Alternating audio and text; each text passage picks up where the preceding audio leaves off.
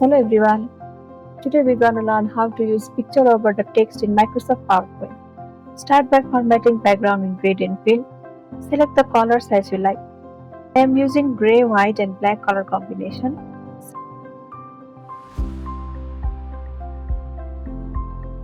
Select the radial gradient type.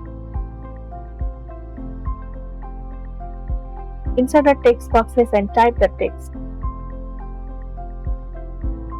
Select all the text boxes. Go to Save Format from Merge Shapes, select Union. Go to Format and select Picture or Texture field.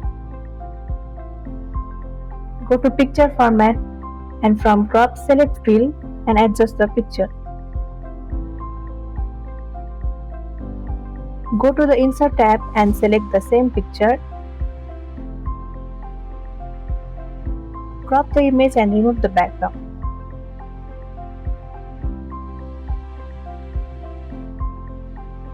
Now resize the image and add the required text. And you are done.